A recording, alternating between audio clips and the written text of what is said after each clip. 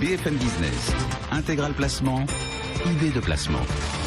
Et à présent, on parle immobilier. Pour booster le rendement de votre appartement, de votre maison, pourquoi pas choisir plusieurs locataires plutôt qu'un seul. On va vous vanter les vertus de la colocation tout de suite avec l'un des meilleurs spécialistes, Karim Goudiaby. Bonjour Karim. Bonjour. Et bienvenue sur le plateau de BFM Business. Vous êtes le PDG d'Apartager.com. Je dis Apartager parce qu'il y a 2 P comme un appart. Exactement. On partage, à partager, 2 P. Exactement, à partager, c'est un petit jeu de mots sur la colocation. Vous êtes le leader de la colocation sur le marché français, c'est ça? Oui, et également le leader sur le marché mondial puisqu'on opère dans 25 pays. On a lancé cette activité en 99 des États-Unis, de New York précisément.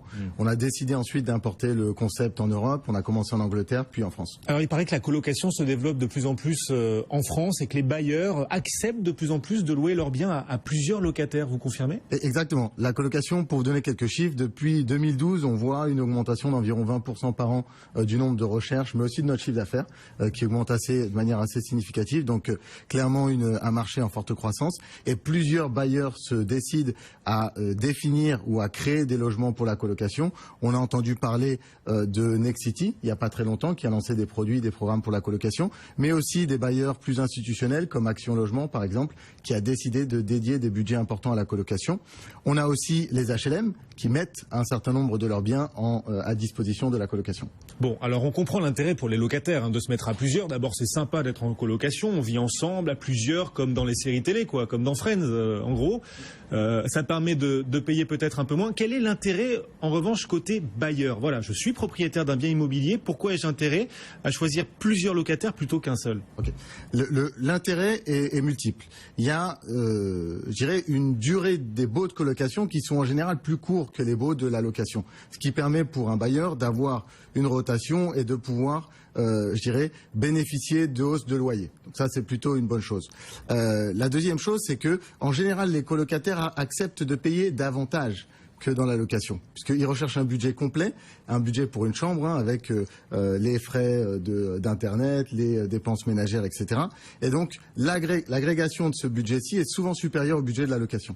D'accord. Donc si je loue mon appartement 3 pièces par exemple, avec 3 chambres, à plusieurs locataires, ils vont chacun accepter de payer un peu plus cher au mètre carré que si je louais cet appartement à un seul locataire. Oui, et pour ça, c'est assez difficile de donner des chiffres très très précis parce que il faudrait regarder la taille de la chambre, est-ce que les chambres sont de la même taille, est-ce que on a les mêmes règles, etc. Mais parfois, par exemple, il y a un couple dans une grande chambre, parfois il y a une personne dans cette chambre aussi, et donc le budget, le loyer s'ajuste à la chambre et non plus seulement au prix total de l'appartement. Voilà. Et on note une augmentation en général d'1 ou 2 points de rentabilité de la colocation par rapport à la location traditionnelle. D'accord. 1 ou 2 points de rentabilité en plus dans une colocation que dans une location traditionnelle. Ouais. Intéressant pour les bailleurs. Ceci dit, on ne va pas se cacher derrière notre petit doigt. Il y a aussi des craintes de pas mal de bailleurs à laisser leur appartement à plusieurs locataires en même temps. Par exemple, d'abord les lourdeurs administratives peut-être. Il y a plusieurs locataires, donc peut-être plusieurs baux à rédiger.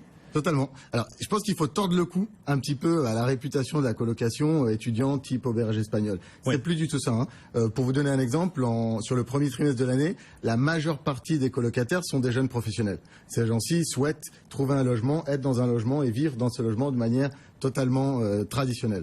Donc ils recherchent vraiment des conditions de vie de bonne qualité. Une colocation quand même, on peut se dire que voilà, ils sont plusieurs, ils s'entendent bien, ils vont faire la fête 2 fois par semaine, ça peut faire peur à un propriétaire. Oui, sauf que je pense qu'au final, en vivant en communauté, on se doit souvent d'être encore plus discipliné que lorsqu'on vit dans un appartement tout seul. En colocation, il y a des règles à respecter, il y a une charte de colocation entre les colocataires, il faut s'assurer qu'on va arriver à la bonne heure, partir à la bonne heure, ne pas faire trop de bruit, etc. Donc finalement, les colocataires peuvent être plus respectueux du bien qu'un locataire seul en fait. Personnellement, je le pensais. Pour avoir vécu en colocation longtemps en Angleterre, puisque c'est là-bas que nous sommes basés, je peux vous garantir qu'il y avait beaucoup de règles dans notre colocation. Pour revenir à votre question sur le cadre législatif, il y a effectivement des baux de colocation qu'il faut pouvoir suivre et les propriétaires sont protégés. Il y a 2 types de baux. Il y a un bail avec une clause de solidarité qui unit finalement tous les colocataires dans la location de l'appartement et en cas de défaut d'un colocataire, ces autres colocataires doivent compenser, payer les frais aux propriétaires. C'est-à-dire que si un des locataires oublie de payer son loyer, les autres, par solidarité, sont obligés de le faire. Effectivement, et ça c'est un contrat de colocation qui existe. Et il y a des contrats de colocation avec des baux qui ont une clause de solidarité qui est individualisée, où là les responsabilités individuelles de chaque colocataire sont bien indiquées.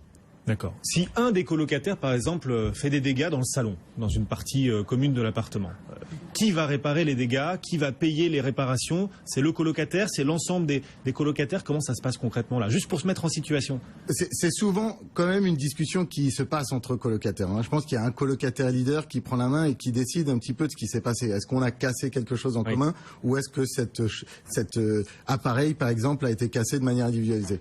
Et les colocataires souvent décident de rembourser. Il y a une caution, comme dans toute location. Les colocataires souhaitent protéger leur caution, et donc en général paient de manière automatique. Bon, une autre crainte que peut avoir un bailleur, c'est voilà, je suis bailleur, j'ai plusieurs locataires, plusieurs colocataires. Bon, je les connais forcément moins bien individuellement, hein. Si j'ai 3 colocataires, je les connais pas aussi bien que si j'en avais un. Du coup, il y a peut-être un peu moins de complicité entre le propriétaire et son colocataire, et peut-être le risque de voir, pourquoi pas, un colocataire s'en aller avant la fin du bail. C'est un risque peut-être plus grand dans le cadre d'une colocation que dans le cadre d'une location simple. Je dirais que c'est possible, mais au final, c'est assez similaire à la location. Dans la location, souvent, il y a un couple, il y a l'un des partenaires du couple qui est le leader dans la gestion de l'appartement. Et c'est un peu la même chose dans la colocation. Il y a souvent un colocataire leader. Après, l'avantage du bail de colocation à clause individuelle, c'est de permettre au propriétaire de savoir qui sont les personnes qui sont dans son logement. À lui aussi de maintenir un contact régulier avec ses différents locataires. Et il y a par exemple des applications sur le net qui sont très intéressantes, qui permettent aux propriétaires de maintenir un contact régulier avec leurs colocataires.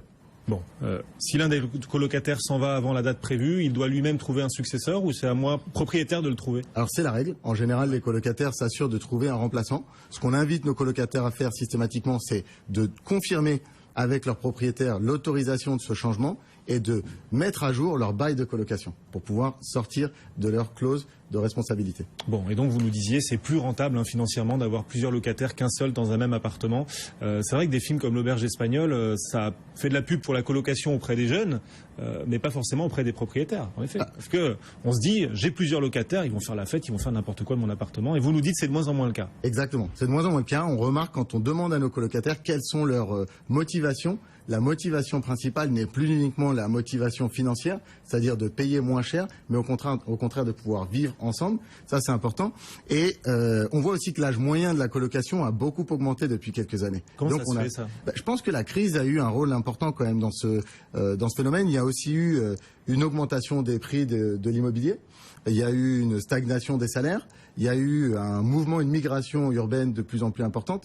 Et donc tous ces gens-ci qui souhaitent finalement trouver un logement, souhaitent vivre dans des conditions assez traditionnelles. Aujourd'hui, la colocation n'est plus réservée aux étudiants. Vous vivez à Londres, hein, vous nous disiez, vous avez vécu en colocation à Londres. Là-bas, c'est quelque chose d'extrêmement banal compte tenu des prix de l'immobilier. Vous estimez qu'on est encore loin du modèle londonien en France, à Paris particulièrement, où on s'y dirige? Alors, je pense qu'il y a encore un certain nombre de différences. En Angleterre, il y a un cadre législatif qui est extrêmement rigoureux pour la colocation. Il y a des avantages également pour les propriétaires pour mettre des biens en colocation. Il y a par exemple un crédit d'impôt assez important d'environ 5 000 € par an pour toute personne qui met une chambre en location pour la colocation. Donc oui, il y a des différences, mais on va dans cette direction-ci. La loi Allure, par exemple, a été une bonne avancée. Prochainement, on va annoncer à partager un certain nombre de préconisations pour la colocation en collaboration avec un partenaire institutionnel important sur le marché du logement en France. Et la loi Allure, en quoi elle va dans le bon sens pour la colocation, pour développer la colocation? Alors, qu'est-ce qu'elle apporte? Il y a le statut du colocataire qui est apparu dans cette loi Allure, et la recommandation de cette création du bail de colocation avec clause de désolidarisation, pardon. Clause de solidarité. Pas de solidarité individualisée. Oui, c'est ça. D'accord. Karim Goudiaby, merci beaucoup Karim, donc le PDG d'Apartager.com, apartager.com avec 2 P. Merci. À bientôt.